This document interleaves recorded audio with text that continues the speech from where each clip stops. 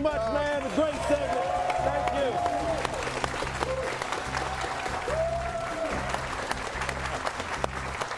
I was very entertained watching the reactions to the Army-Navy mossing there. We had about 50-50 loved it and couldn't stand to see it. All right, great games coming up today. Steelers and Chargers in Los Angeles, two AFC playoff teams for sure. Justin Herbert and the Chargers have won 2 straight. He has 18 touchdown passes this season, second most in the NFL entering this weekend. He has multiple touchdown passes in 4 straight games. That's tied for the longest active streak in the league. He'll try to keep that going against the Steeler defense that had its best game of the season in last week's upset of the Colts. Pittsburgh's 6 takeaways, most in a game in over 15 years. Amid all the criticism, it was a week this group absolutely needed.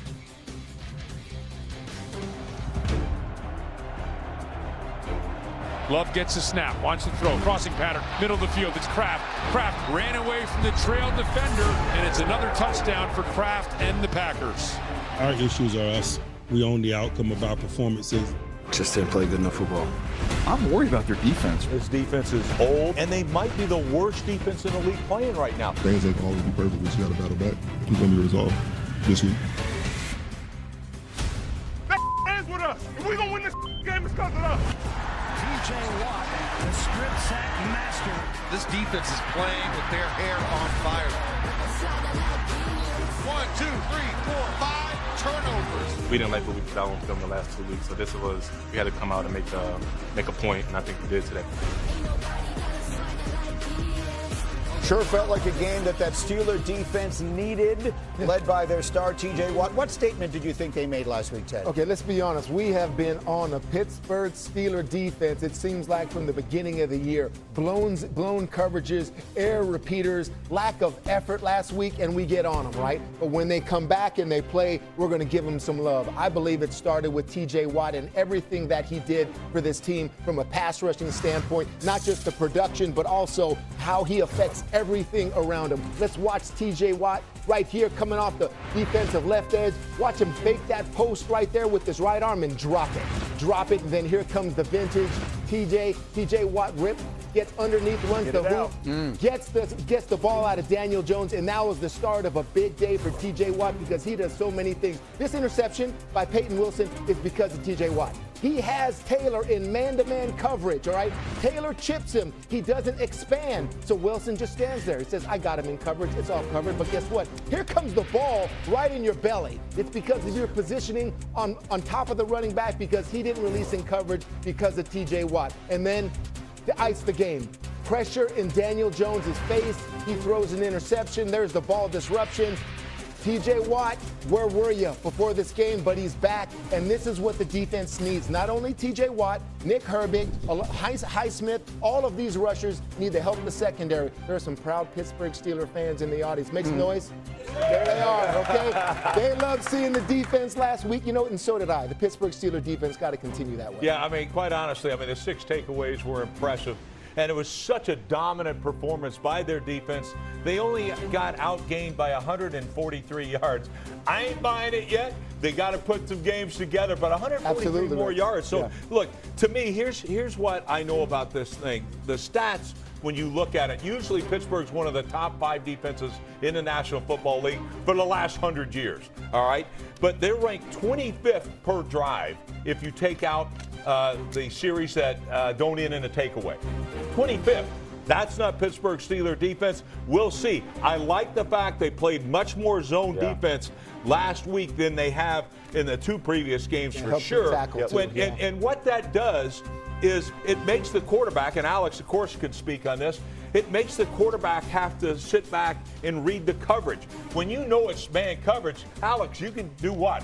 Yeah, you just throw it to your best matchup, right? The decision's easy. Where's my fast guy? I'm going to throw this guy the ball. And to your point, I think you're dead on. Way more zone out of this Pittsburgh Steelers defense, which is what we've seen from them for the last 40 years. I mean, these guys invented zone pressure, and you combine it with that pass rush. It's hard. There's a lot of eyeballs on you as a quarterback, and any missed throw, right, they can feast on these turnovers.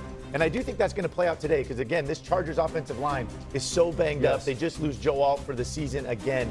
And I played for obviously Jim Harbaugh, and I'll never forget his coaching point. In situations like this, he's going to tell Justin Herbert, hey, listen, one first read, second read, then take off and run. And it is going to play out today, and I think it's been intentional. We've seen this. Justin Herbert has led his team in rushing 2 out of the last 3 weeks. That's so key. And I think it's going to play big today.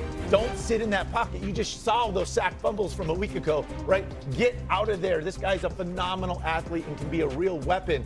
And let's get out of this pocket when the walls are caving in. Again, this is what the Colts did with Daniel Jones, and it hurt him last week. So I look for this today as Herbert gets out. And you're talking about last week's performance. The NFL's leading rusher, 14 carries for 45 yards. So I think this favors more in the Pittsburgh Steelers because we know the LA Chargers, Greg Roman, Harbaugh, they're going to try to run the ball. But where the difference comes in at is the playmakers for the Chargers opposed to what they saw last week. Justin Herbert, one thing about his playmakers, there's a rookie tight end by the name of Rondé Gaston II. Y'all remember his father played in the National Football League. So with all these weapons he has Ladd, he has Keenan, he has Johnston going up top. There's a lot of weapons in L.A. that the Pittsburgh Steelers have to defend. So if they want to sit back in zone, they want to sit back in man. But I still think them being able to make the L.A. Chargers one-dimensional could definitely play a favor. The Chargers just can't be, Moss, who they want to be.